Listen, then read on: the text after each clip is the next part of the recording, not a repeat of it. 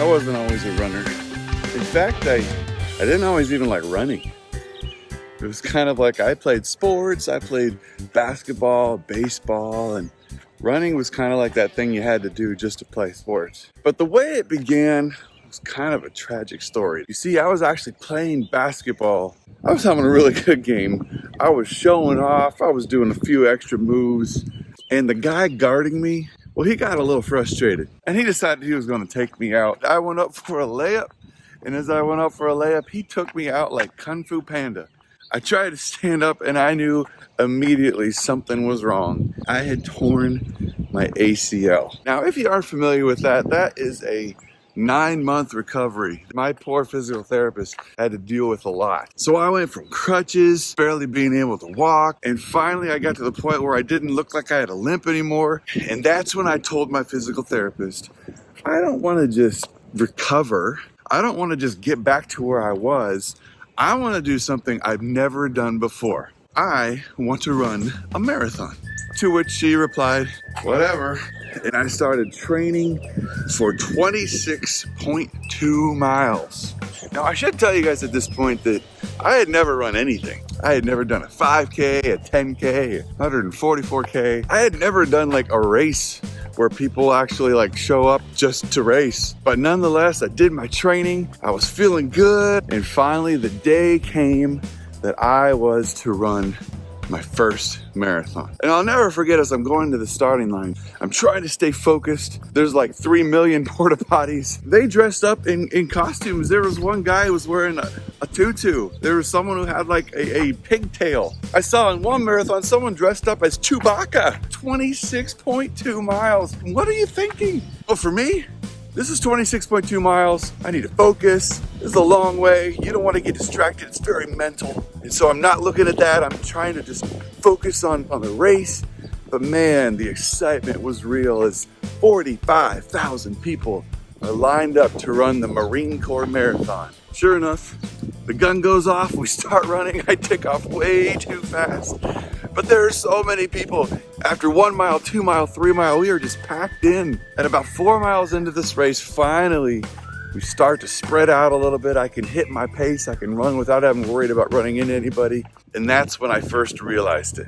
Apparently, of the 45,000 people running the Marine Corps Marathon that year, the person who had the exact same pace as me was wearing a complete cow outfit. With the ears, the hooves on the hands, where he had an udders. And this guy has the exact same pace as me. I'm running and I look over to see him, oh man, and I run over the other side of the road. You know, this guy's weird. I try to speed up and he's right there with me. I try to slow down and he slows down too. Everyone is cheering for the cow. Move on up, got milk, go cow. And no one's cheering for me. Well, I'm trying to stay focused. So I keep on running. The cows are right there with me. We're on opposite sides of the road, but we seem to be destined to run this thing together. We get to mile 13. Now, mile 13 is only halfway, but I'm struggling and I'm just trying to make it up this hill. And then from behind me, I hear someone say, hey man, you got this. I look behind me and it's the cow. And you know, only a few miles later, and he's struggling. He's somehow got a little bit ahead of me and he's struggling up a hill. And so I'm like, hey dude, you got this, you know, move on up. Finally, at about a mile 15, the two of us realize we were destined to run together, and we stop avoiding each other and we start running together. We start enjoying this race together. Now, this is where something crazy happened, something I did not expect. He started taking off his cow hat, started taking off his cow hooves, started unzipping past the udders. I asked him the question. He said, wait, what are you doing? I'll never forget this. He's like, it's okay. We got this. We got this together.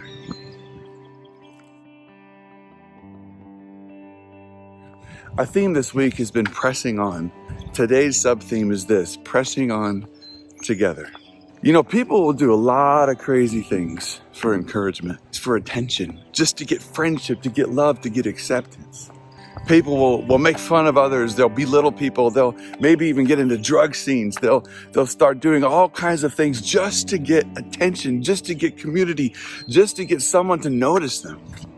And I learned very quickly that in this race of life, we desperately need someone to be there for us, to lift us up, to minister to us. We need encouragement. As we got further and further and further into the race, there was a guy in front of me, and on his bib, he had the name Greg written. So someone on the side of the road said, "Go, Greg." And I knew it wasn't for me, but I needed it. I was like, thank you, because I needed it. This race is hard. This life is hard. And that's when I started to realize something. The cow, all he needed was encouragement. When he had me to encourage him, he no longer needed those other things.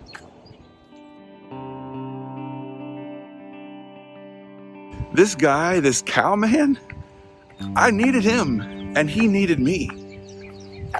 And if we just ran this race together, what if that's the key? Instead of looking at people who look weird, who act weird, who are doing bad things and treating them harshly, what if we're just called to get them running? What if we just say, instead of focusing on your sin, I want to continue to remind you of my friend Jesus Christ. Let's run this together to the point where when they're running the race they're supposed to race, they realize it's too hard to run the race Christ has called me to run, and dress like this and continue to keep up these habits. In fact, if they just had someone like you, someone like me, that could love them along the way, give them that positive attention, how much would that change? Because we need to press on together. There's a story in my life that I'll never forget. You see, I was at church, and it was one of those great church services where the pastor was preaching a great sermon, the music had been great, you could smell the potluck. Dear sister had made her amazing Special K loaf. It was just like the perfect church service. And about halfway through the service, the doors of this church opened. You could smell the cigarettes, you could smell the alcohol. The church is in the middle of the city, so it wasn't a hugely uncommon thing, but immediately he came in and people started looking behind. And I remember that day that my first thought was, what is he doing here? He came on in and sat in the second row of the church. And that pastor was preaching an incredible sermon. But from that moment on, God was trying to teach me something. God was tapping me on the shoulder, and God was asking me this one question. God was saying, Greg, if this man is looking for love, looking for support, looking for friendship, looking for someone to go on this journey with him, do I need to send him to the bar to find that kind of friendship? Or is this exactly where he needs to be? Now, we love the sinner, we don't love the sin, but what if instead of just looking at him weird, we say, hey, I want to tell you about Jesus Christ. And sometimes we make this huge mistake of thinking like, man, as a church, we are going to love you, we're going to embrace you, we're going to help you, you're going to be one of us, but you need to stop sinning first. The question is, what about you and I? Maybe our sin isn't as visible. Maybe you can't smell it.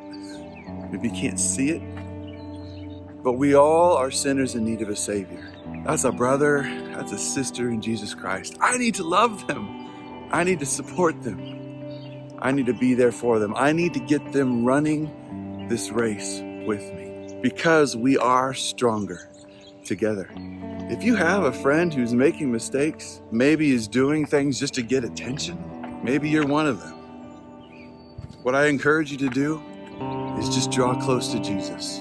It's all about loving them as Christ has loved us, loving yourself as Christ has loved you. In the Gospel of Matthew, the Pharisees and Sadducees, it's funny that they kept trying with Jesus because every time they tried to trap Jesus, he ended up going into some deeper depth of beautiful truth.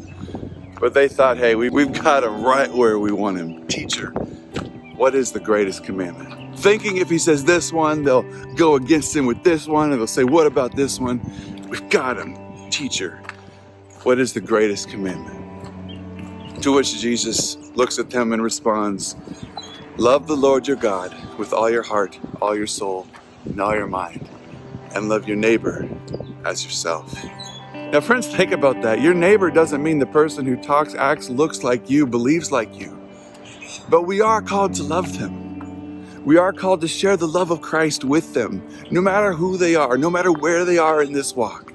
And it's my prayer that the love of Jesus, which is a part of you, which you exemplify in every phase of your life, the love of Jesus will be so clear that they'll see something in you. And they'll want to know more about this run, this race that you are on. And so, friends, I invite you to press on, but press on together, knowing we are stronger together, knowing that there's going to be a moment in this race where I'm going to need you, and there's going to be a moment in this race where you're going to need me. Well, Cowman and I made it. Mile 22, mile 23, mile 24. We crossed that finish line after 26.2 miles, and I gave that cow a hug, and he gave me a hug. And we celebrated the fact that despite the difficulties, despite the incredible ordeal that just happened, we did it together. I think for me, that was just a glimpse of what this whole thing's going to be like when we get to heaven, knowing we made it. Through the sacrifice of Jesus Christ, dying for our sins, giving us hope of eternity. One day we will be reunited with him. So that's my prayer for you today. Run the race, run it together, support each other along the way, and I'll see you at the finish line.